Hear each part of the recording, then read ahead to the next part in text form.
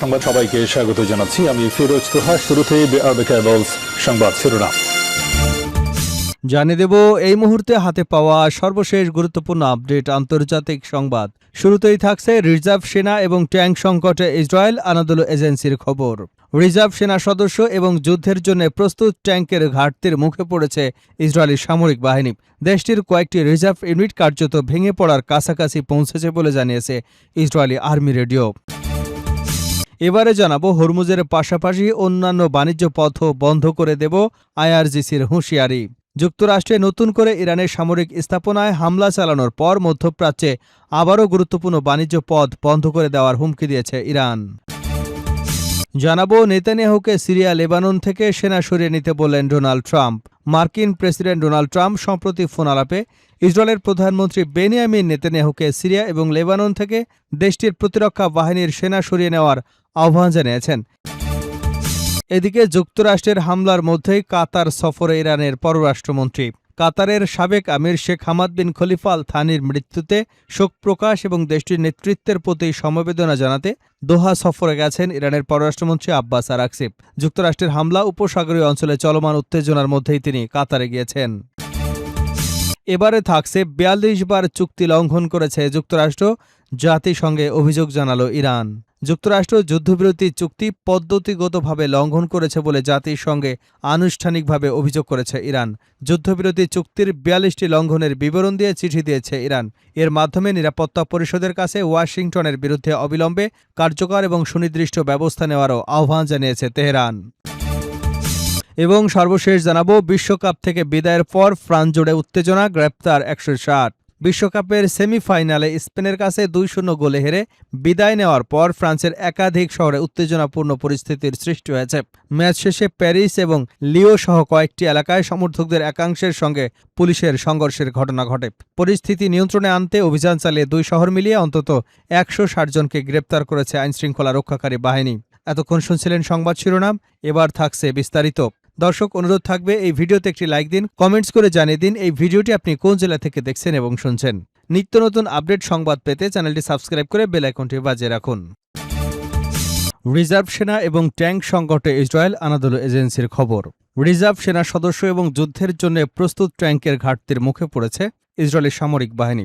দেশটির কয়েকটি reserve unit কার্যত ভেঙে পড়ার কাছাকাছি পৌঁছেছে বলে জানিয়েছে ইসরায়েলি আর্মি রেডিও। বুধবার এক প্রতিবেদনে তুরস্কের রাষ্ট্রীয় বার্তা সংস্থা আনাদোলু এজেন্সি এ তথ্য জানায়। প্রতিবেদনে বলা হয়েছে, দ্য আর্মির warning of the collapse of the reserve forces শিরোনামে প্রকাশিত প্রতিবেদনে ইসরায়েলি আর্মি রেডিও জানায়, রিজার্ভ ব্রিগেড এবং ব্যাটালিয়নগুলো বর্তমানে নির্ধারিত জনবল নিয়ে কাজ করতে পারছে না।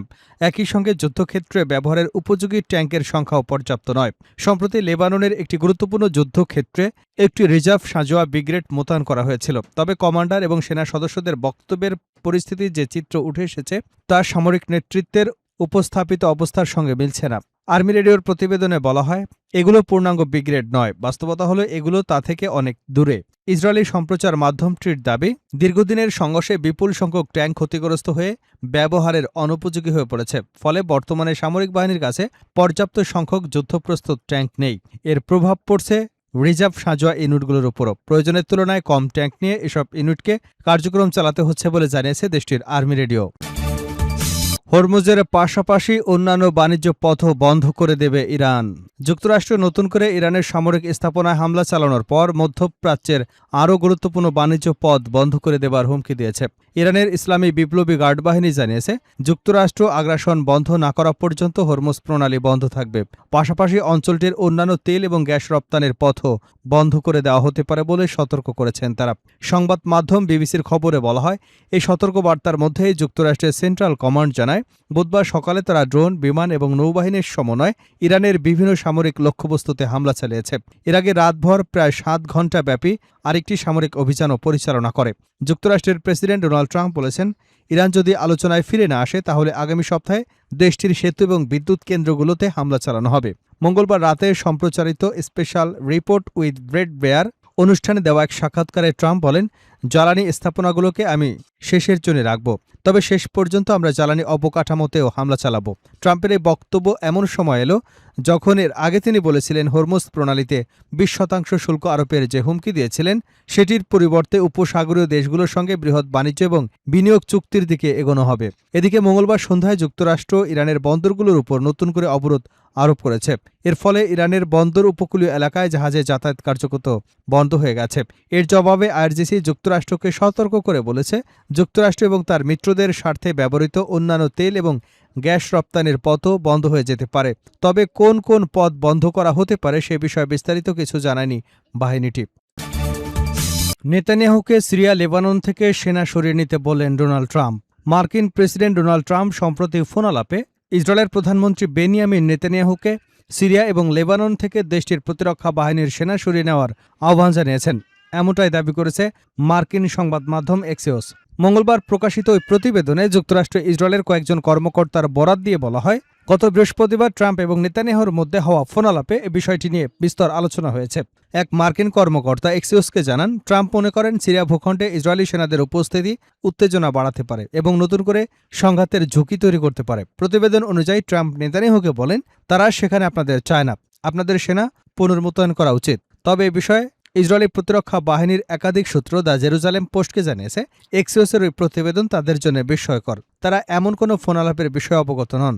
আইডিএফ সূত্রগুলোর দাবি, বর্তমানে মাঠ পর্যায়ের পরিস্থিতিতে কোনো পরিবর্তন আসেনি এবং শিগগিরই পরিস্থিতি বদলে যাবার কোনো ইঙ্গিত নেই। এদিকে সাম্প্রতিক এই কূটনৈতিক তৎপরতার মধ্যেই আগামী কয়েকদিনের মধ্যে ওয়াশিংটন সফরের পরিকল্পনা করছে নেতানিয়াহু। তবে হোয়াইট হাউস কিংবা ইসরায়েলের প্রধানমন্ত্রীর কার্যালয় এখনও সম্ভাব্য বৈঠকের বিষয়টি নিশ্চিত করেনি। যুক্তরাষ্ট্রের হামলার মধ্যেই কাতার সফরে ইরানের পররাষ্ট্রমন্ত্রী। কাতারের সাবেক আমির শেখ আহমদ বিন খলিফা আল থানির মৃত্যুতে শোক প্রকাশ এবং দেশটির নেতৃত্বের প্রতি সমবেদনা জানাতে দোহা সফরে গেছেন ইরানের পররাষ্ট্রমন্ত্রী আব্বাস আরাকচি। যুক্তরাষ্ট্রের হামলা উপসাগরীয় অঞ্চলে চলমান উত্তেজনার মধ্যেই তিনি কাতারে গেলেন। বুধবার ইরানের পররাষ্ট্র মন্ত্রণালয়ের বরাতে মেহের নিউজ এজেন্সি জানায়, সফরের মূল উদ্দেশ্য হল কাতারের সাবেক আমিরের মৃত্যুতে আনুষ্ঠানিকভাবে শোক জানানো এবং দেশটির নেতৃত্বের কাছে ইরানের সমবেদনার বার্তা পৌঁছে দেওয়া। এর আগে এক শোক বার্তায় আরাকচি গভীর দুঃখ এবং শোকের সঙ্গে কাতারের সাবেক আমির শেখ হামাদ বিন খলিফা আল থানির মৃত্যুতে সমবেদনা জানান।